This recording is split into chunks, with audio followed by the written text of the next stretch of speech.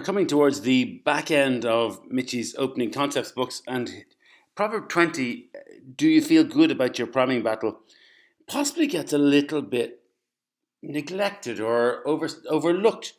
Gary Kishelny in Sunny Florida Backgammon Club talks about it being a really interesting chapter. And it is. It's actually quite, I think it's quite profound. And if it's so profound that I actually have so many, and Mitchie gives so many positions, that I'm actually going to do this video in two parts. This is part one. But when I first read this, I didn't really take much note of this chapter. I just thought, well, it's about priming. Didn't really think much more of it. But subsequently, I read the masterclass book by Mark Olson and Mochi. And the first chapter of this is by Mochi about strategic visualization, which sounds fancy, but basically is exactly what Michi, so you have Michi and Mochi, the two Japanese experts, and really, I think that it's seismically important and really very helpful. So basically, what Mochi says in Masterclass and what Michi says here, even if he's getting slightly overlooked, is at the start, in the early game, you really, we talk about 4 game plans, but there really are only 2 things you will be trying to do at the start of the game. And you don't have to worry about all these different things coming at you at once, and what should I do here, and taking a position, don't know how to play the number 5 here. You need to go back to, there are only 2 game plans that matter at the start of the game. You're either priming, trying to create a big block, and you might later on as the game go on have a holding game that you try to hold back and ambush one of your opponent's checkers and get them in behind your prime. But essentially you're either building a prime at the start, or you're trying to blitz your opponent. And I put blitz race there because blitzing and racing really go together. So you're either trying to build a block, or you're trying to hit the hell out of your opponent and run as fast as you can, get round and hold them in. I've done a bit of research over the last week about, is one better than the other? And there's very little on this. Definitely a prime is a steadier, more stable situation. If you have a prime, you're going to win more games. But blitzes win more gammons, and blitzes can do more damage to your opponent. The problem with the blitz, though, is that if you try to blitz your opponent and they escape, you're left with kind of, sorry, there's going to be a mixed metaphor from a different game, a busted flush, but basically you've kind of had a go at it, you've missed, and now you're just trying to scrabble around and just trying to avoid losing the game. So priming probably better long term. Blitzing, is definitely going to give more gammons. As I said in one of my earliest videos, it's not like you can say, well, I like playing primes, I'm going to go for a prime. The dice determine and dictate what you're going to do. But really, you have only those 2 options. And if you narrow down, don't worry about the dice. Just worry about what of those game plans am I doing right now. It can make things hugely easier. In defense at the back with our rear checkers, we did this earlier parts of this book. We know that against a prime, you should split. You should split. It's not just that, you can split, but you should split. But against a blitz, you should never split, because against a prime, you're trying to move up to the front of the prime and be able to hop it when you can and make a point in front of the prime. Against a blitz, your opponent with a blitz is trying to hit the hell out of you. So if you split, you just give them more chances to hit you. So we know that at the back. But this chapter 20 deals more with when we're on the attack. It still comes down to priming or blitzing. And the bottom line is this: if we're ahead in the priming battle, we want to prime. So normally, Michi says, normally the player who leads in the race is favourite to win. But if you've got the better prime, you suddenly become favourite to win. So if we're ahead in the priming battle, we want to prime. But there's no point, think about it. I was on a train back from the Kinsale Cup in Cork thinking about this. If we are behind in the priming battle, well then why would we take our opponent on? If our opponent is better than us at one thing, why try to beat them at that thing? So if we're playing a rugby match and we have the better forwards, we don't throw the ball out to the backs and try to beat them. If they have the stronger backs, we don't try to play them where they're stronger. We play where we're stronger. So if we're ahead in the priming battle, yes, we want to prime. But if we're not ahead, we probably don't want to prime. We're probably going to say we'll have to try another tactic. And the only other tactic is to try and blitz our opponent and race past the prime and race to safety. So it's a really simple concept. But it's really important to kind of think about it. Are we ahead in the priming battle? And so Michi gives a couple of examples of what he means by priming. Just to, we have one here. We're white, and you can see we've got a continuous 4 prime. Up the top there, black is a broken prime. Still is a prime, but we're just at slightly bit better in the prime. And Michi just says, that if we let that kind of position play on, we could end up at something like this, where now clearly we've the longer prime. Don't forget, it's about how many checkers in your prime, not about how high your checkers are or how high your piles are. So now in this situation here, white is clearly the favourite in the race. And when I say who's ahead in the priming battle, Michi gives three criteria to measure, well, who's ahead in the priming battle. The first of these, well, who's got the better prime? And by better prime, generally we mean the longer prime. So in this position here, well, white, I think, definitely has a continuous 4 prime is strong, and there's an expression in backgammon, 4 is more than you think. 4 is a good prime there. Black has the broken prime. It's still quite effective. They're going to be good at trapping in our back checkers, but I think white clearly there has a better prime because it's continuous. The second thing from Michi is, well, who can extend their prime? So again, just looking at that position, black could roll a 4-2 and make a 5-point prime. That's definitely possible. But there's only 2 numbers that'll do that for them. I suppose double 2s will do it as well. Whereas white can bring up checkers to the back of their prime. They can even bring checkers beyond their prime to the front of their prime. So white actually has a better potential here for turning their 4 prime into a longer prime. And the third thing, it's sort of counterintuitive here, but Michi makes a big point about it. Who's ahead in the priming battle is the person who's behind in the race. So if you're ahead in the race, your prime is going to crunch up too quickly. So if you look at this situation here, white is well behind in the race. What's going to happen is black is going to roll their checkers forward and eventually keep rolling so far forward that they're going to crunch their board and we'll be able to skip past them. Whereas white have all those checkers in the 13 point to bring down and can be making more points and have a better timing. So for that reason, being behind in the race is actually better if you're priming. So a few examples from Michi here, and as I said, I'm going to do a load more examples in the next go. We've rolled a 3 and a 1, and if you look at the situation, before you do anything, stop right there and kind of look at that situation. Well, what are the game plans? Forget how you play a 3 and a 1. Think about the game plans. Who's got the better prime? Well, black has the better prime at the minute, but they also have, I call it a stacked prime because it could turn into a blitz very easily. They've 10 in the zone, so they're probably a bit more of a blitzing position. We have a nice low piles down the bottom. We've good options to extend, so I'd say I think we're slightly ahead in the priming battle. So when we play the 3 and the 1, we'll come down with the 1. I think that's obvious enough. We're going to make our 5 point. But what do we do with the 3? We could roll one further forward. Doesn't really achieve anything. We could safety that blot down the bottom left. And again, yeah, it's safety, but we're avoiding risk, but we're actually reducing our flexibility in the next go. So we'll put that back. But you could say, well, look, let's split at the back. And this is the big thing we want to avoid. Because if we split at the back, we're splitting into, we know 10 checkers in the zone is strong. Black has big stacks there.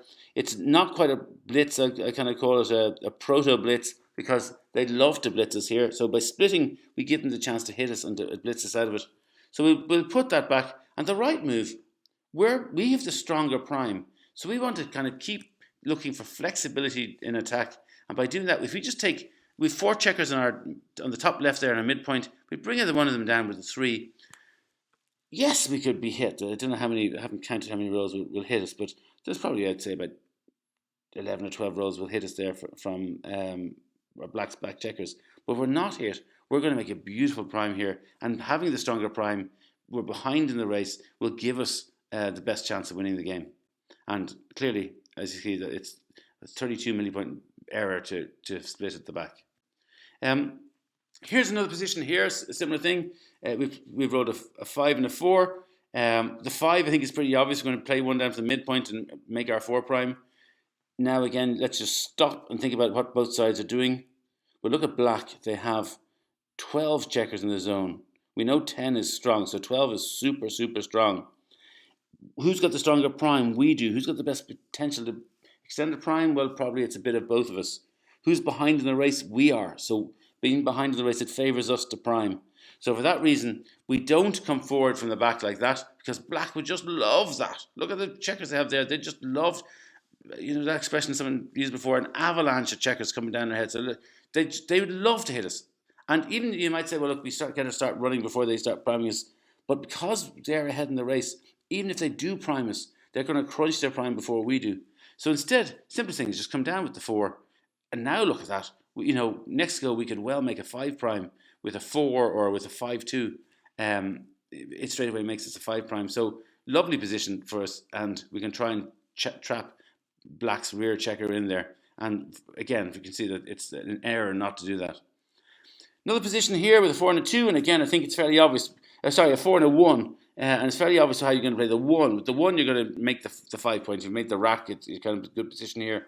But do we run the checker at the back like that, or do we bring one down to the middle? Well, look up the top. Black has 2 very advanced points. They're 2 and they're 3 point. They've got gaps. They cannot build a prime. There's just too many gaps there. There's too much of a split. The split between their 8 point and the 2 point means they're never using both those points for a prime. So black is highly unlikely to build a prime, whereas we are. We've already got the makings of a nice little prime here, and priming is more likely to win the game. So for that reason, that's the correct use of the 4. We bring it down, and now a 6-2, a 2-1, a 6-1. We've plenty of options that might make us a 5 prime in the next go, and we're suddenly very strong in the priming battle. And that's an absolute blunder to do anything else. Here's an interesting situation. It's a bit of a tangent. I'm going to just put this in very quickly. This really doesn't help very much, but as Mitchie's included, I'll show you. How do you play a 3 and a 1? Well, the traditional way is to play a 3 and a 1 like that. But if you think about it, in the next go, black's going to probably make their 5 point as well, and our primes are pretty even. The race is pretty even. We've achieved nothing. So we haven't. It's pretty even if we do that. However, we can also play the 3-1 just for a checker at the back, out with the 3 and on with the 1. Now we're still pretty even. Neither of us have a great priming game. So it's in terms of who's ahead in the priming battle, the answer is neither of us. But at least we've suddenly gained a big racing lead. And again, if it is backgammon is a game of racing. So for that reason, that's the correct move. Mitchie just kind of points that out as kind of an example of where when priming doesn't matter, well, can you stick in a race? And I don't know why he's put in this chapter, because it's a little bit of a sidetrack, but he shows it as just it's a little one to learn. I think that making the 5 point there is wrong. We should be hitting, because we're not going to be any stronger in the priming battle, but we've missed the chance to send our opponent back in the race. He then gives this example, and it's much closer. You can see that if you think about it here, the 2 options here with the double 1s, we can again run forward and hit our opponent back and get the gain in the race as before, or we can come down with and make a prime.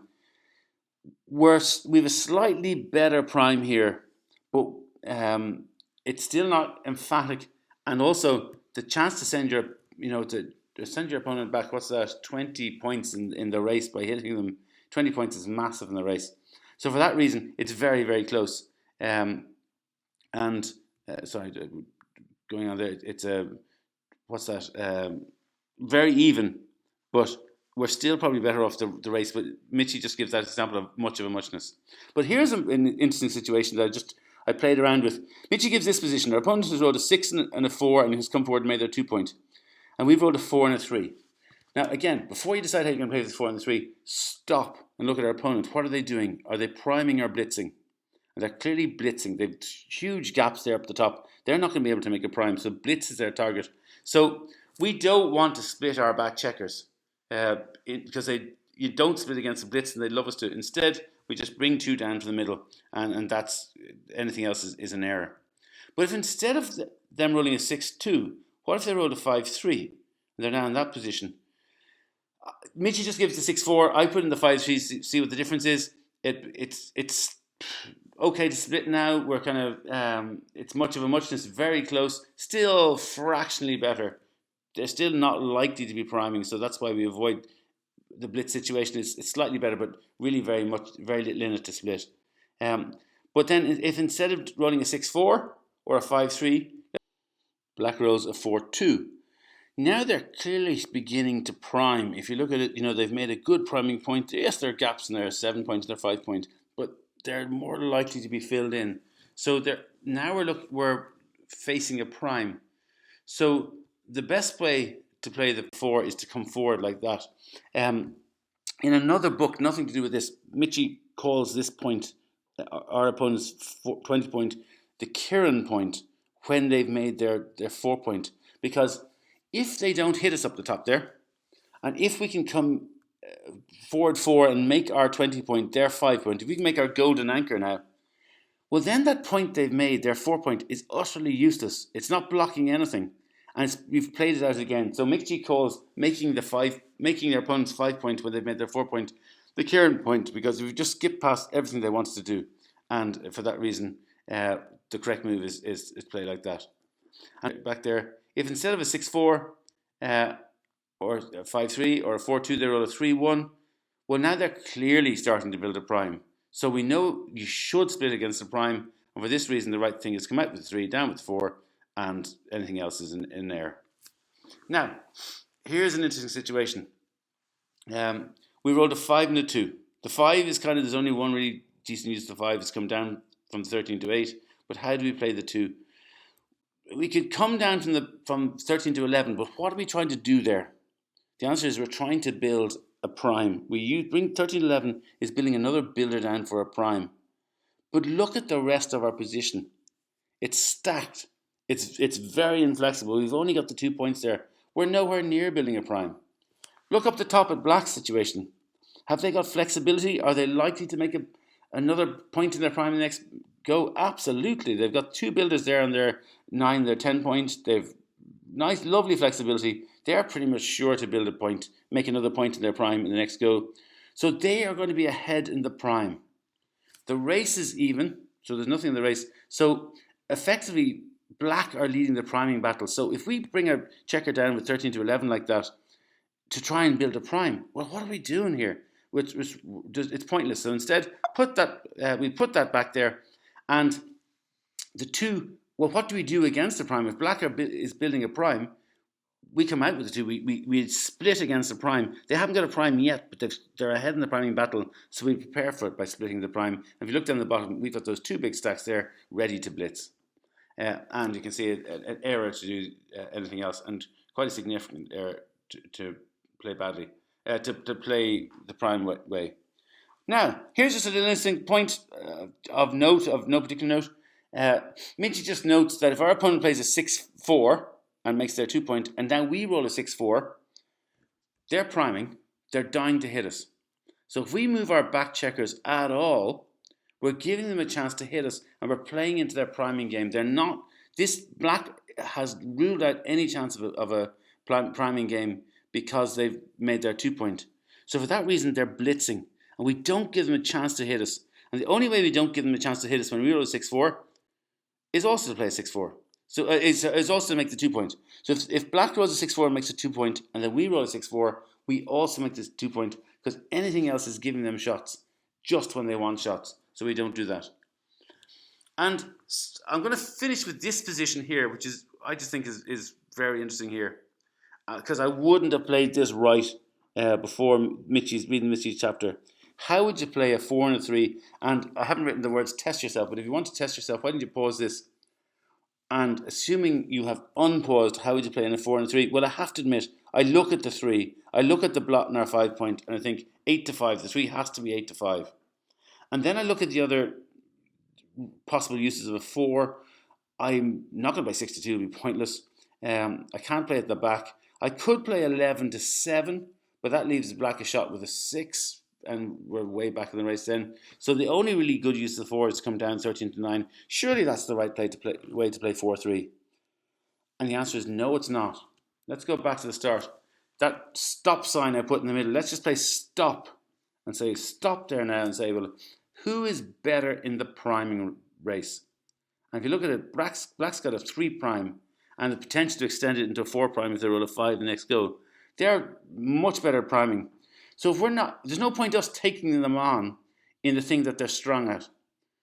Just as in a rugby match, if our opponent is brilliant backs, we don't play them in the backs, we play them in the forwards. And here with a 4 and a 3, we're not going to try and prime. So playing 8 to 5, my mistake was that first move, making the 5 points safe. I did that inherent human thing, oh God, I want to be safe. I'm going to make my 5 point playing 8 to 5. But I'm not playing a priming game, so it doesn't matter if I hit. Black's the one of the priming game, so we've got to do the blitz racing game. And blitzing means hitting. So the way we can hit here is we come forward with the 3 at the back, and then we hit Black and send them back with that. Because look, they could well make it hit us on the 5. It's very likely. We have, I suppose, duplicated their 5 slightly. But it's also the fact that we've now lessened, we've come out against their prime. We're playing our blitzing racing game instead. And for that reason, if you look at it, it's a 66. I presumed if I'd got that wrong, it was kind of a minor error. But 66 millipoints is quite a significant error. It's nearly a blunder to play the 8 to 5 role. Instead, we have to look at it and slow down and say, we are racing. Black is priming. So let's hit their prime and not worry about making little priming points of our own. Right, that's it for this video. I said I'm going to do another video with a load more of Mitchie's positions. Nothing new in the theory, but just a load more positions that Mitchie gives.